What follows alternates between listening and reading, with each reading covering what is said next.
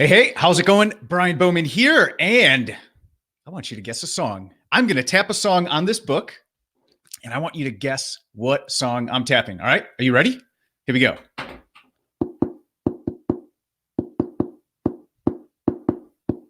Come on. You know what that is, right? Here, I'll try one more time. Oh,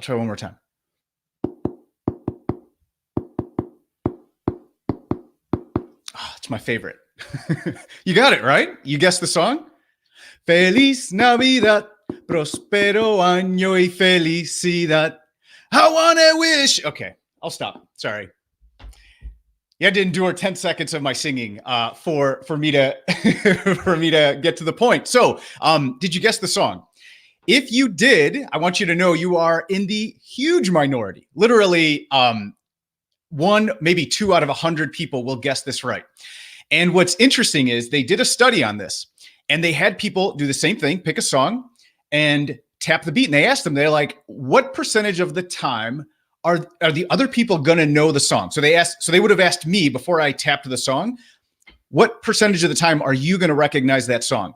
And I would have said, on average, based on the study, I would have said 50% of the time. The reality is, when people actually did it, only 2.5% of people were actually able to identify it. So literally, if you were able to pick up on that, you're one or maybe two out of 100. So, and I'm not sure if that's because of your amazing ear, a little bit of luck, or my singing or my tapping prowess. But what the heck does this have to do with you, your business, making more sales, and what you do going forward from today? So the big point of this, like, why did I expect you? And when they did the study, why did 50% of people expect for the song to be recognized, yet only 2.5% recognized when I was tapping on the book? Well, the reason is, I know the song. I knew the melody. I knew the harmony. I knew the beat. I knew the lyrics, right? In my head, I knew it. So when I tap it, like, I'm hearing the song. You're just hearing like Morse code. You're just hearing random taps. So what does this have to do with your business? Well, when we market our product, when we put our product into the world, when we start making some noise, right? We want attention. We hear the melody, we hear the lyrics, we hear the harmonies, we have emotional connection to the song, right? I mean, we're jamming out. Like, we totally get the song, and everyone else around us is just hearing taps on a book. So we need to make sure in our marketing, in everything we do, from day one, from the first touch point, we bake in everything about our brand, our points of differentiation. We bake in those melodies, those harmonies, our differentiators, the emotion. We have to bake all that in because everyone else doesn't hear it. We hear it. That's why we write an ad. We're like, this is great. Like, why wouldn't somebody click on this? Or we put our product out. Why wouldn't they buy this? All the time, the struggle, the energy, the thought, the emotion that went into it, picking the packaging, finding the right colors, finding, why you started this brand. Like, why was this so important to you? You know all of that, and you can't help but hear it when you put the message out there.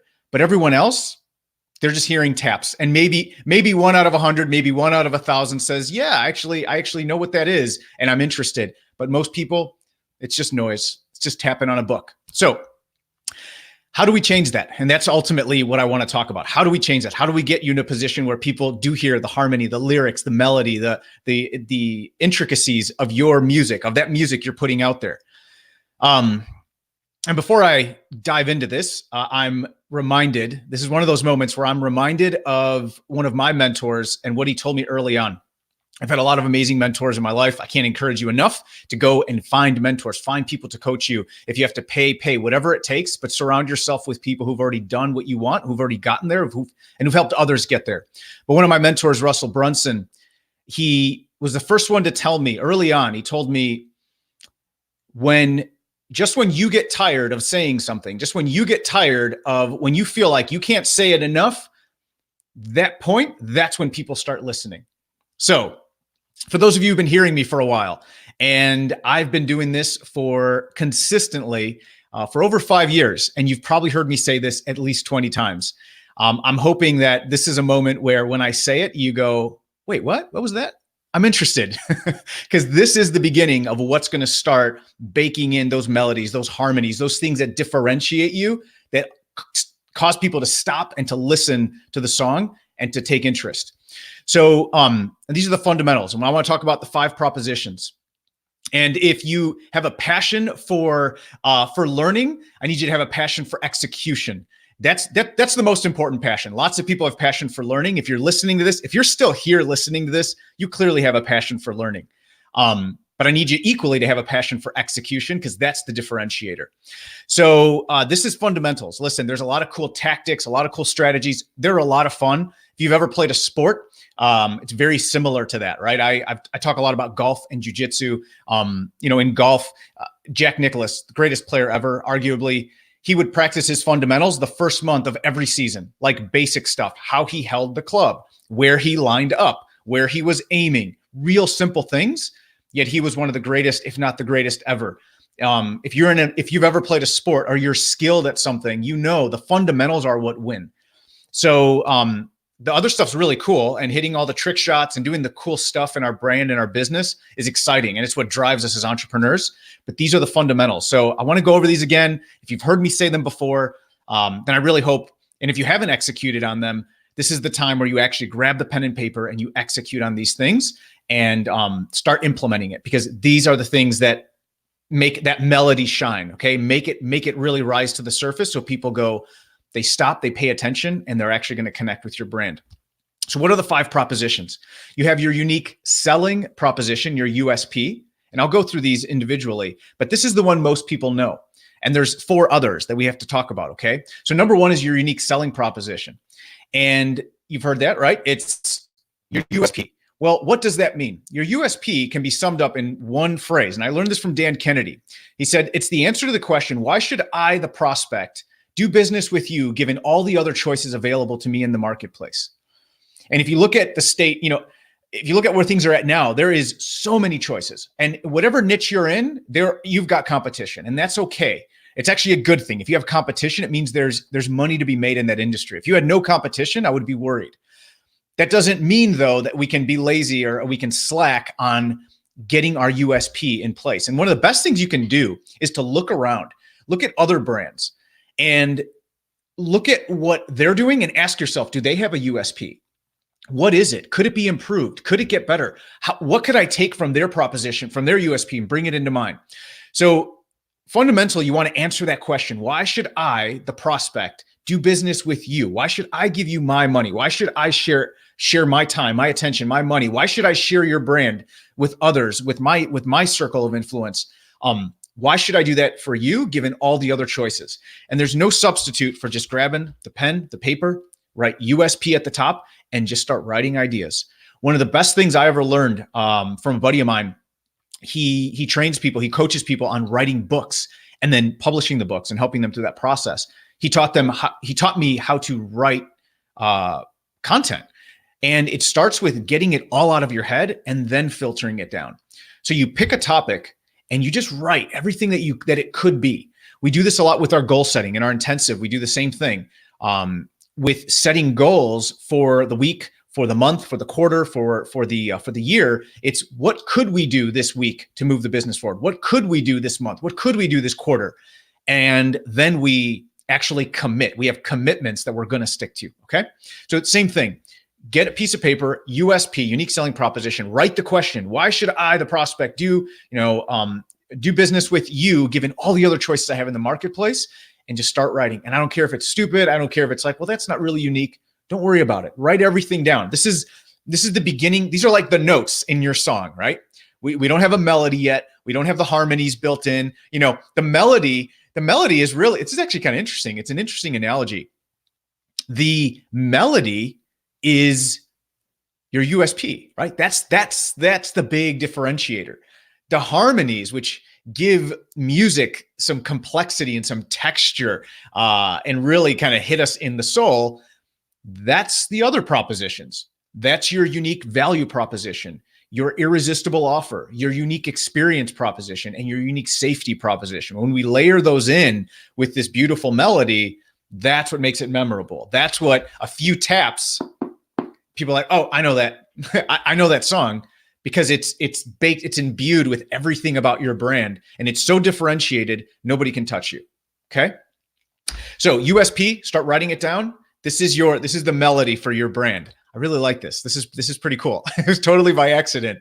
But it's a like serendipitous moment. And there's so many connections between that, like melody, harmony, and these propositions. Okay, so let's talk about the other four, because you got to do that, but you got to hit up the other four. Unique value proposition. Unique value proposition is a little bit different than USP because it's pointing out why the product has value. It's what starts separating price from value. This is another thing I learned early on in my career was differentiating price from value. Your job is to make value so high it dwarfs price. If $5 is not $5 to everyone. If I say, if you invest $5 in this, you're going to get back $1. It's like, okay, if I say you're going to put $5 in this, you're going to get back $100. That $5 became way less valuable to them. That the price they had to pay became way less because the value was so much higher. What they were going to get in return for that investment. Does that make sense? And hopefully that was the right, that was the best way for me to kind of put an analogy like very quickly. But ultimately, the higher the value, the more you're going to dwarf price. So you have to focus on that. So what are the value? What are the values of the brand? And what value does it bring to the customer? How can you put products together so that the sum of the parts is more valuable than each part individually? And this starts touching now into your irresistible offer. This is your mafia offer, an offer they cannot refuse.